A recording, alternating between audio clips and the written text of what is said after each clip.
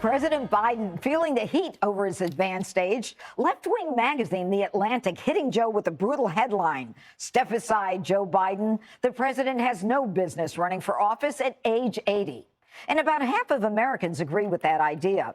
A majority says that the best age for a president is in their 50s. But all of that is a joke to the big guy who keeps making quips like these. A lot of you are tired. You're tired. No, I get it. Try being 110 and doing it again. I know I'm 198 years old. But all kidding aside, think about that. Call me old. I call it being seasoned. And if Biden takes that advice and bows out, here's another reminder that his number two is far worse. Kamala Harris taking people on a verbal roller coaster while trying to define the word culture. Culture is a reflection of our moment and our time, right? And present culture is the way we express how we're feeling about the moment. And we should always find times to express how we feel about the moment that is a reflection of joy, because it comes in the morning. It comes in the morning. Oh, boy. All right, 49% of voters have a negative view of Kamala. I think she said a negative 17% or something crazy like that. Are we sure Kamala's not the one that dropped the Coke bag? Yeah, gee. Yeah, the West Wing lobby is right right below her. Yeah, right. You're the vice president. I think she gets a bum rap. I honestly You do? I think she's in a horrible situation. Why is that? Have you seen the president? I would literally distance myself from. I think she's not only distanced herself, but I don't think there's any respect coming from the Biden side either. Yeah. I feel like they set her up to fail constantly, trying to set her up to be the fall guy. The problem is he falls so many different directions, she can't possibly cover all of it. And here's another thing about Biden. He's hurting because it's not about being 80 years old. It has nothing to do with that. Harrison Ford is 81 and still doing the damn thing, but no one's going to see his movie because the other 80-year-old who's working is terrible. So Joe Biden's even hurting 81-year-olds who got their stuff together because his aging process is far more severe. It's not about the number. It's about his behavior, the sporadic things, shaking hands with dead people, wandering off. Those are all the unfortunate signs of getting old. Yeah, has nothing to do with some 80s are spry and got it going on. Or calling dead people, to stand up. Or You know what? That's people not fair, though, because it used to be cool to talk to dead people. Remember that movie?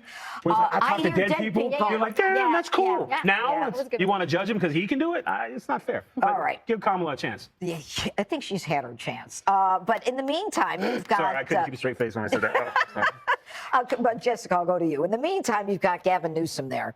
Gavin Newsom is running around. He's being a surrogate for Joe Biden. But do you think that he's a bigger threat to Joe Biden than Donald Trump? No, I don't think that anyone in the Democratic Party right now is a threat to him. Everyone is coalescing behind him. AOC just endorsed him, which was a very big deal. So she's the head of the left wing of the progressive side of the party, and she came out early and said Joe Biden is the guy. There's such an incredible track record of achievements to go into this election, and I think she's really sending a signal to other people in the squad, people on the left who might prefer if a Bernie Sanders, who has also already endorsed him, or an Elizabeth Warren, who's serving as a surrogate for him, to say, we're standing behind Joe. If for some reason Joe Biden decides of his own volition that he's not going to run, sure, Gretchen Whitmer, Gavin Newsom, they're all getting in, and they should. I think they'd make fantastic candidates. The age thing is a real consideration, and I thought that what Hillary Clinton was saying in that conference that she went to a few weeks ago was really butchered, because she was, I think, being honest and reflecting what people feel, which is that you should be able to talk about these things. You have to acknowledge it, not just make a joke about it, to say, like, this is why I'm fit to do the job. This is why I've done a good job and deserve to be reelected. But when you see the contrast, and I should note that Elliot Cohen, who wrote that piece in The Atlantic, is a Republican who worked under Condoleezza Rice in the Bush administration at the State Department. He was a supporter of Joe Biden's over Donald Trump's, but this isn't like a dyed-in-the-wool liberal. This is Elliot Cohen. But you have that juxtaposed with the fact that Joe Biden is out there today. We got this jobs report. We have the longest streak of unemployment under 4% in American history.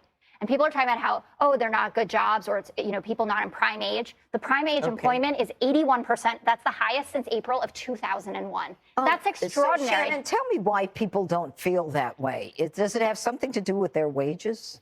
Yeah, it probably does, because when inflation is outpacing the wage growth and prices are going at a rate that your wage, even if it's increasing, it can't keep up with that.